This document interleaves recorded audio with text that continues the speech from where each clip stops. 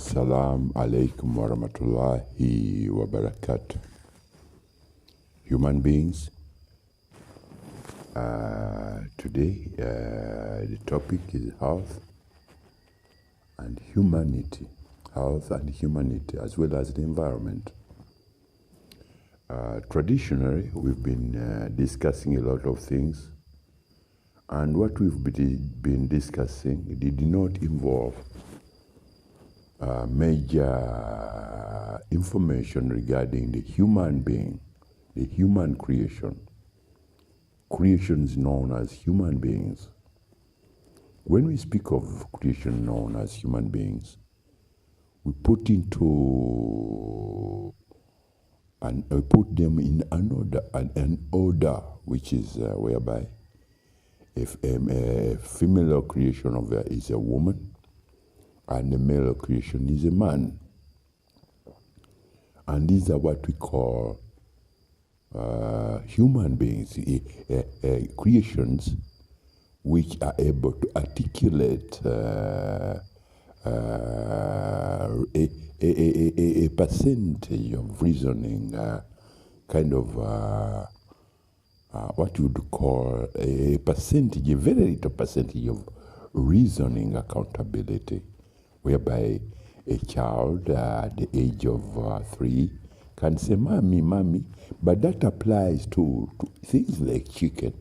A chicken can always say, it calls its mother, but in the way it calls its mother, a chick is a small chicken, a baby chicken. When it calls its mother, it does not say, like when we human beings say, mom. Mom, in a chickenese way, it glorifies Allah. It say, Allah. If you are to listen very carefully. So with that, I want to put this information in every human being's head to be able to understand that you being living human beings, it is very important that you do not embark on a scheme or a venture or projects that are majorly centered either on the extinction of human beings or digging your graves. Why do I say that? One, when Allah created human beings, He gave them what we call a very little percentage of mental development. With that, the things that Allah explained, interpreted in languages, both the language of Mother Nature, or what you call the environment, the language of the surroundings around you, and the language of what you men and women call domesticated animals or domesticated companions. Those include animals that provide services to you as human beings, and animals which provide things like what you eat. Because the animals which provide service, in those we include horse and things like that. And the animals which provide or which men use as food. But you are not going to try to go that way. What I'm going to show you, human beings, is that when Allah gave human beings a percentage of mental development, which allows men to articulate speech. To articulate speech is when you say, mom, dad, and or that is a tree, that is water, that is an ocean, that is air. These are what we call a percentage of mental development which allows you to articulate speech and reasoning at a certain accountability degree. With that, you do also get what you call because this little percentage of reasoning accountability comes with things like what you would classify it as rewards. Because if I was to have a dog, which I take to be a domesticated companion, time to time I would like to say, oh, let's call the dog Peter. Yeah, we say Peter. You call your dog Peter. You call it, and you in Europe you give it what you call a treat. The things that are engineered like food. You drop it or you put it in the mouth and it chews it. The dog chew what you've given it. With it, even human beings say, I own a dog because it's a domesticated companion. I own a horse because it's a domesticated companion. I own a chicken because it's a domesticated companion or animal. You would classify it the way you want in that category.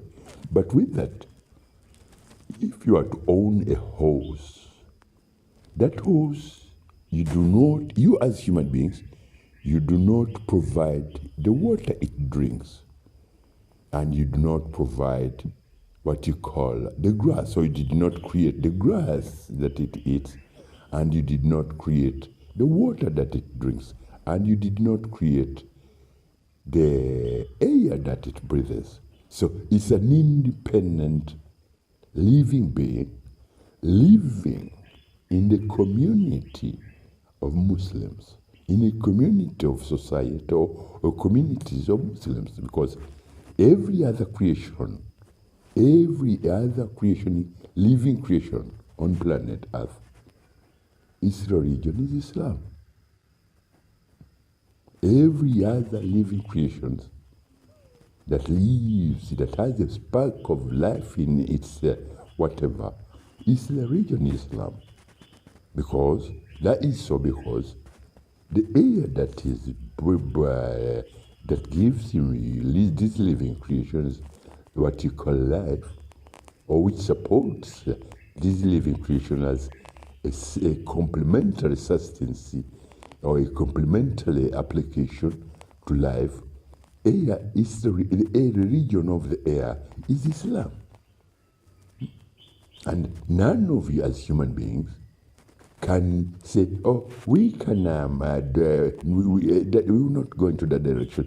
But what I'm trying to show you that we saw that now you in the little percentage of mental development, you articulate speech, you articulate a certain degree of reasoning accountability, whereby you have domesticated companions, a dog, a horse, and so many other whatever. With that, and also there's a complementary sustenance living creatures that provide food and flower, like flowers. The flowers do provide a very, very beautiful application to your health. Because if you are to become sick, there are some flowers which are used as medicine. You smell the fragrance of perfume of a flower, and it will stimulate every other sense of whatever in the sense of smell that will give you good health. Assalamu alaikum warahmatullahi wabarakatuh.